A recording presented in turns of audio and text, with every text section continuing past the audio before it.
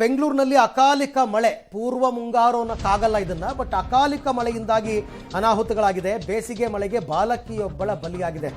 DJ ಹಳ್ಳಿಯಲ್ಲಿ ನಡೆದಿರೋದು. DJ ಹಳ್ಳಿಯಲ್ಲಿ ಮರ ಬಿದ್ದು 3 ವರ್ಷದ ಬಾಲಕಿ ಸಾವಾಗಿದೆ. ಅಪ್ಪನ ಜೊತೆ ಬೈಕ್ನಲ್ಲಿ ಹೋಗ್ತಾ ಇದ್ದ ಬಾಲಕಿ ರಕ್ಷಾ ಮೃತಪಟ್ಟಿರೋದು, ಮರ ಬಿದ್ದು. ಹೀಗೆ ಬೇರೆ ಬೇರೆ ಅನಾಹುತಗಳು ಕೂಡ ಆಗಿದೆ. ಬಟ್ ಬಲಿಯಾಗಿರೋದು ಅಂದರೆ ಸಾವಾಗಿರೋದು ಇದೆ ಮೊದಲನೇದು. ಇವತ್ತು ನಾವು ನೋಡ್ತಾ ಇರತಕ್ಕಂಥದ್ದು ಅಪ್ಪನ ಜೊತೆ ಬೈಕ್ನಲ್ಲಿ ಹೋಗ್ತಾ ಇದ್ದ ಬಾಲಕಿ ರಕ್ಷಾ ಸಾವನ್ನಪ್ಪಿದೆ. ಈ ನಡುವೆ ಬಿರು ಬೇಸಿಗೆಯಲ್ಲೂ ಕೂಡ ಬೆಂಗಳೂರು ಕೂಲ್ ಆಗಿದೆ. ನಗರದಲ್ಲಿ ಉಷ್ಣಾಂಶ 23 ಡಿಗ್ರಿಗೆ ಇಳಿದಿದೆ. ಮಳೆ, ಅಕಾಲಿಕ ಮಳೆ. ಬೆಂಗಳೂರಿನ ಯಲಹಂಕ, ದೇವನಹಳ್ಳಿ, ನೆಲಮಂಗಲ ಸುತ್ತಮುತ್ತ ಭಾರಿ ಮಳೆಯಾಗಿದೆ. ಕೆಂಪೇಗೌಡ ಇಂಟರ್ನ್ಯಾಷನಲ್ ಏರ್ಪೋರ್ಟ್ನಲ್ಲಿ ವಿಮಾನಗಳ ಹಾರಾಟದಲ್ಲಿ ತೀವ್ರ ವ್ಯತ್ಯಯ ಉಂಟಾಗಿ ಪ್ರಯಾಣಿಕರು ಪರದಾಡಿದ್ದಾರೆ. ಯಲಹಂಕದ ಓಲ್ಡ್ ಟೌನ್ನಲ್ಲಿ 10ಕ್ಕೂ ಹೆಚ್ಚು ಮನೆಗಳಿಗೆ ಮಳೆ ನೀರು ನುಗ್ಗಿದೆ. ರಾಜಕಾಲುವೆಗೆ ವ್ಯಕ್ತಿಯೊಬ್ಬ ಮಣ್ಣು ತುಂಬಿದ ಪರಿಣಾಮ ಈ ಅವಾಂತರವಾಗಿದೆ. ಬ್ಯಾಟ್ರಾಯನ್ಪುರ ಬಳಿ L&T ಕಂಪನಿಯ ಕಾಂಪೌಂಡ್ ಗೋಡೆ ಕುಸಿದು ಜಲಮಯ ಆಗಿದೆ. ಇನ್ನು ವಿದ್ಯಾರಣ್ಯಪುರ ಪೊಲೀಸ್ ಠಾಣೆ ಬಳಿ ಮರ ಬಿದ್ದು ಸಂಚಾರಕ್ಕೆ ಅಡಚಣೆಯಾಗಿದೆ. ನೆಲಮಂಗಲ, ಕೋಲಾರ, ಹಾಸನ, ಚಿಕ್ಕಮಗಳೂರು, ಯಾದಗಿರಿಯಲ್ಲಿ ಕೂಡ ವರ್ಷಧಾರಿ ಆಗಿದೆ.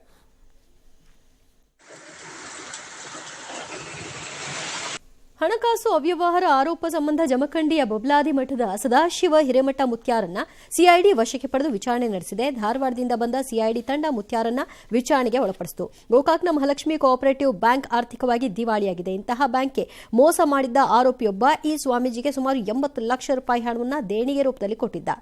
ಪ್ರಕರಣದ ತನಿಖೆ ನಡೆಸಿದ ಸಿಐಡಿಗೆ ಈ ವಿಚಾರ ಗೊತ್ತಾಗಿ ಇದೀಗ ಸ್ವಾಮೀಜಿಯನ್ನ ಗೋಕಾಕ್ ಠಾಣೆಯಲ್ಲಿ ವಿಚಾರಣೆಗೆ ಒಳಪಡಿಸಿದ್ದಾರೆ.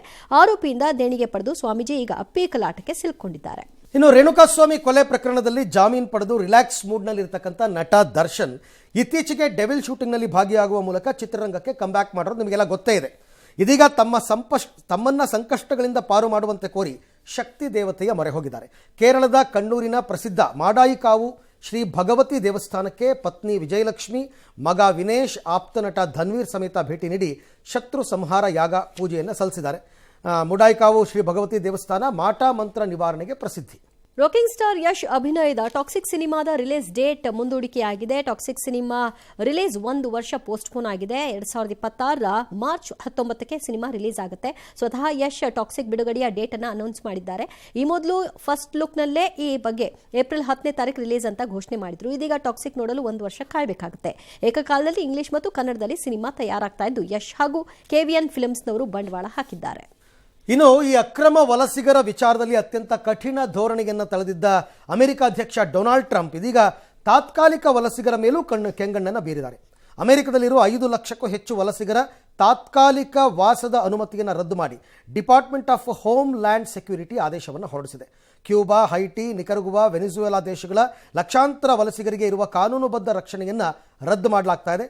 1 ತಿಂಗಳಲ್ಲಿ ಅವರನ್ನು ದೇಶದಿಂದ ಗಡೀಪಾರು ಮಾಡಲಾಗುವುದು ಅಂತ ಹೇಳಿದ್ದಾರೆ. ಬಾಂಗ್ಲಾದಲ್ಲಿ ಹಿಂದೂಗಳ ಮೇಲಿನ ದೌರ್ಜನ್ಯ, ಹಿಂಸೆ ಖಂಡಿಸಿ ಬೆಂಗಳೂರಿನಲ್ಲಿ ನಡೆದ ಆರ್ಎಸ್ಎಸ್ನ ಅಖಿಲ ಭಾರತೀಯ ಪ್ರತಿನಿಧಿ ಸಭೆಯಲ್ಲಿ ನಿರ್ಣಯ ತೆಗೆದುಕೊಳ್ಳಲಾಗಿದೆ. ಬಾಂಗ್ಲಾದಲ್ಲಿ ಹಿಂದೂಗಳ ಮೇಲೆ ದೌರ್ಜನ್ಯ ತಡೆಯಲು ಭಾರತ ಸರ್ಕಾರ ನಡೆಸ್ತಾ ಇರುವ ಪ್ರಯತ್ನ ಇನ್ನಷ್ಟು ತೀವ್ರಗೊಳಿಸಬೇಕು ಅಂತ ಕರೆ ಕೊಟ್ಟಿದೆ. ಇಂದಿನ ಸಭೆಯಲ್ಲಿ ಬಿಜೆಪಿ ರಾಷ್ಟ್ರೀಯ ಅಧ್ಯಕ್ಷ JP ನಡ್ಡಾ ಸಹ ಪಾಲ್ಗೊಂಡಿದ್ದರು. ಇನ್ನು ಬಿಜೆಪಿ ಅಧ್ಯಕ್ಷರ ಆಯ್ಕೆ ವಿಳಂಬ ಕುರಿತು ಪ್ರಶ್ನೆಗೆ ಅಂತಿಮ ನಿರ್ಧಾರ ಅವರಿಗೆ ಬಿಟ್ಟದ್ದು ಅಂತ ಆರ್ಎಸ್ಎಸ್ ಜಂಟಿ ಪ್ರಧಾನ ಕಾರ್ಯದರ್ಶಿ ಸ್ಪಷ್ಟಪಡಿಸಿದರು. ಆನೇಕಲ್ನ ಹುಸ್ಕೂರು ಮದ್ದೂರಮ್ಮ ಜಾತ್ರೆಯಲ್ಲಿ ಅವಘಡ ಸಂಭವಿಸಿದೆ.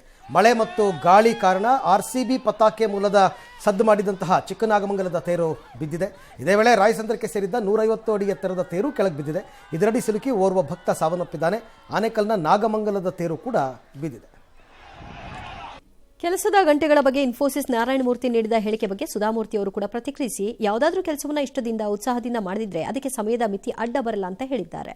ಮನೆಯಲ್ಲಿ 15 ಕೋಟಿ ನಗದು ಪತ್ತೆ ಆರೋಪ ಬೆನ್ನಲ್ಲೇ ದೆಹಲಿ ಹೈಕೋರ್ಟ್ ನ್ಯಾಯಮೂರ್ತಿ ಯಶವಂತ್ ವರ್ಮಾ ಅವರನ್ನು ಅಲಹಾಬಾದ್ ಹೈಕೋರ್ಟ್ಗೆ ವರ್ಗ ಮಾಡಲಾಗಿದೆ. ಇದಕ್ಕೆ ಅಲಹಾಬಾದ್ ಹೈಕೋರ್ಟ್ ವಕೀಲರು ಗರಂ ಆಗಿದ್ದಾರೆ. ಅಲಹಾಬಾದ್ ಹೈಕೋರ್ಟ್ ಏನು ಕಸದ ಬುಟ್ಟಿನ ಅಂತ ಪ್ರಶ್ನೆ ಮಾಡಿದ್ದಾರೆ. ಹಾಗೆಯೇ UP ಸಕ್ಕರೆ ಕಾರ್ಖಾನೆಯೊಂದಕ್ಕೆ ಸಂಬಂಧಪಟ್ಟ ಕೇಸಲ್ಲಿ ಇದೇ ನ್ಯಾಯಮೂರ್ತಿ ವಿರುದ್ಧ CBI FIR ಅನ್ನು ದಾಖಲಿಸಿತ್ತು. ಸೌರಭ್ ಕೊಲೆಗೆ ಸಂಬಂಧಿಸಿದಂತಹ ಮತ್ತಷ್ಟು ವಿಚಾರ ಬೆಳಕಿಗೆ ಬಂದಿದೆ. ಗಂಡನ ಕೊಂದ ಮುಸ್ಕಾನ್ ನಂತರ ಪ್ರಿಯಕರನ ಜೊತೆಗೆ ಮನಾಲಿಗೆ 6 ದಿನ ಟ್ರಿಪ್ ಹೋಗಿ ಸಖತ್ ಪಾರ್ಟಿ ಮಾಡಿ ಎಂಜಾಯ್ ಮಾಡಿದ್ಲಂತೆ. ಮದ್ಯದ ಅಮಲ್ನಲ್ಲಿ ಇಬ್ರು ಹೋಳಿ ಆಚರಿಸಿದ್ದಾರೆ. ಮುಸ್ಕಾನ್ನ ಬರ್ಡೇಯನ್ನ ಸಾಹಿಲ್ ಆಚರಿಸಿದ್ದ ಅಂತ ಗೊತ್ತಾಗ್ತಿದೆ. ರಾಷ್ಟ್ರಪಿತ ಮಹಾತ್ಮ ಗಾಂಧಿ ಮತ್ತು ಹಿರಿಯ ಪೊಲೀಸ್ ಅಧಿಕಾರಿಗಳನ್ನು ನಿಂದಿಸಿದ ಆರೋಪದ ಮೇಲೆ ದಾಸ್ನಾ ದೇವಾಲಯದ ಯತಿ ನರಸಿಂಹಾನಂದ ಗಿರಿ ಸ್ವಾಮೀಜಿ ವಿರುದ್ಧ UP ಪೊಲೀಸರು ಪ್ರಕರಣ ದಾಖಲಿಸಿಕೊಂಡಿದ್ದಾರೆ. ಸ್ವಾಮೀಜಿ ಹೇಳಿಕೆ ಕೋಮು ಸಾಮರಸ್ಯ ಕೆರಳಿಸುವ ಉದ್ದೇಶ ಹೊಂದಿದೆ. ಮಹಾತ್ಮನ ಬಗ್ಗೆ ಆಕ್ಷೇಪಾರ್ಹ ಹೇಳಿಕೆ ನೀಡಿದ್ದಾರೆ. ಧಾರ್ಮಿಕ ಭಾವನೆ ಪ್ರಚೋದಿಸಲು ನೋಟಿಸ್ ನೀಡಿದ್ದಾರೆ. ಕ್ರಿಮಿನಲ್ ಬೆದರಿಕೆ ಹಾಕಿದ್ದಾರೆ ಅಂತ ಉಪ ಪೊಲೀಸ್ ಆಯುಕ್ತ ಸುರೇಂದ್ರ ದೂರು ಕೊಟ್ಟಿದ್ದರು.